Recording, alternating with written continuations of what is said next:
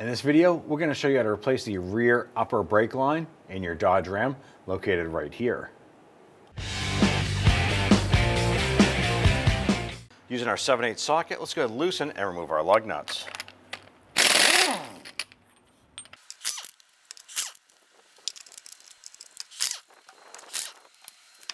With the lug nuts off, we can go ahead and remove our wheel. Using our 12mm wrench, we want to go ahead and loosen this brake line nut right here. Now, brake fluid is going to come out of here. You can see it seeping out now. You want to go ahead and have some rags or a catch can or a bucket underneath. Once that's loose, go ahead and pull that out. Using a 12mm wrench, go ahead and loosen the passenger side rear brake line.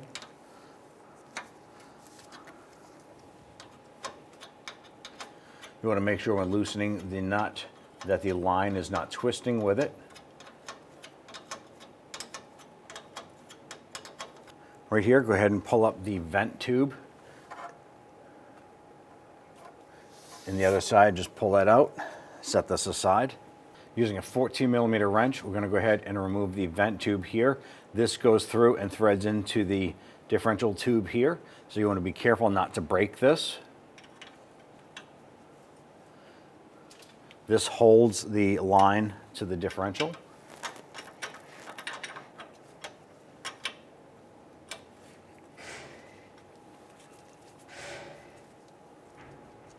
Go ahead and remove that, set that aside. Now on the back side of this bracket, there is a little retaining clip here. It's shaped like a horseshoe. We're going to use a pair of pliers, and we're going to grab the tab on the end and wiggle that off. We're going to use our 12mm wrench, and we want to go ahead and loosen this nut here. Once again, be careful not to twist the line with that nut.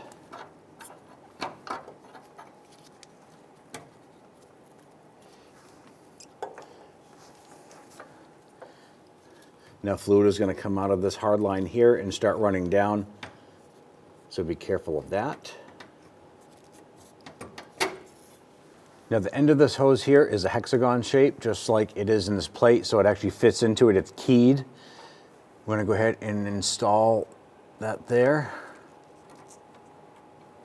And we want to go ahead and thread this nut on, but you have to be super careful not to cross thread the threads from this nut here from the hard line into the flexible line here. If it's cross threaded, you're going to end up having to do more work later on.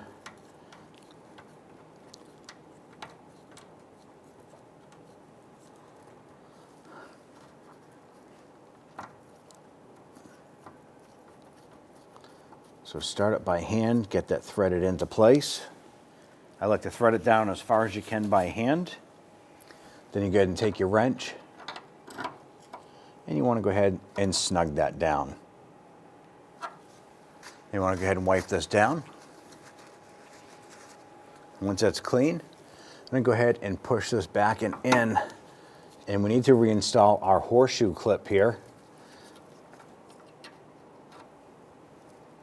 Once you go ahead and wiggle that line into place, you're going to have that lock tab pop on in. And I just like to tap it on with the hammer, just kind of let it sit flush, and that's locked into place.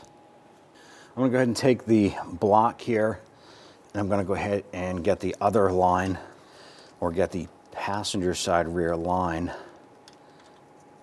threaded into the block.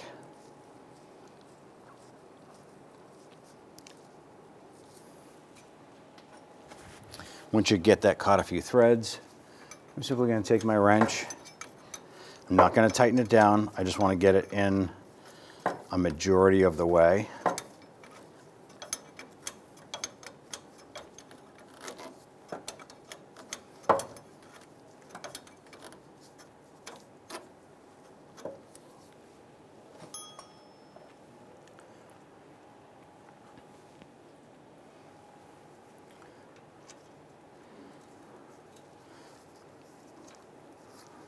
Go Go ahead and install your vent tube bolt here.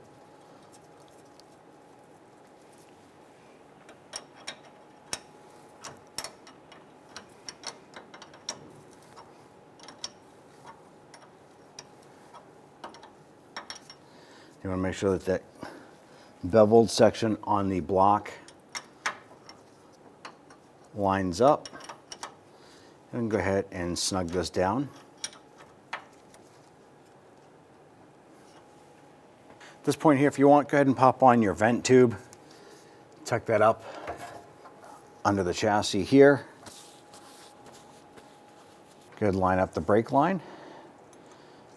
You want to go ahead and get your fitting lined up onto that. Always get that started by hand.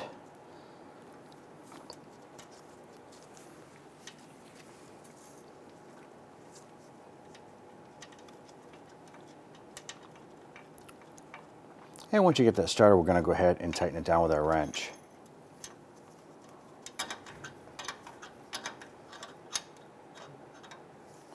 I'm going to go ahead and snug that line down into place.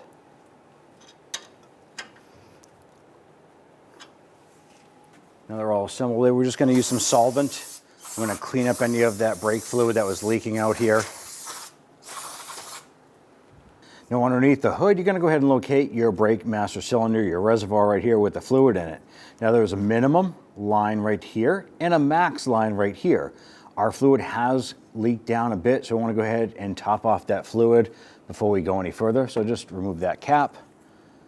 Use the appropriate fluid recommended for the product, for the Dodge product here. I'm going to go ahead and add this to the max line and install our cap again. Now once we have the front reservoir filled up with fluid, we're going to come back here to the brake caliper, and you're going to find the brake bleeder screw right here. Use a 10mm socket. We're going to go ahead and loosen that. What we want to do is make sure that we have fluid coming out of this here. Once you have fluid coming out, which we do, we're going to go ahead and snug that up.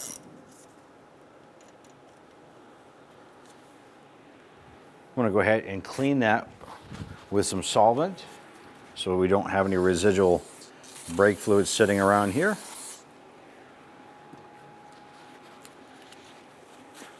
Good, clean everything up.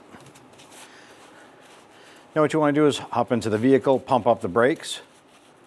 If the pedal feels fine, go ahead and go for a road test. If the pedal is soft and spongy, you want to go ahead and start with your brake bleeding process. Let's go ahead and line up our wheel.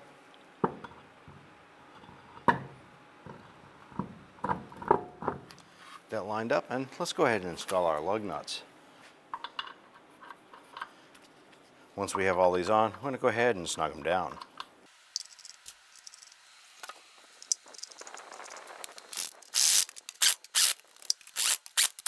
Let's go ahead and torque down the lug nuts to 135 foot-pounds.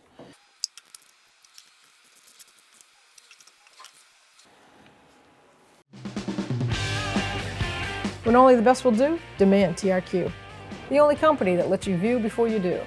TRQ is committed to offering the highest quality aftermarket auto parts that are engineered for peace of mind.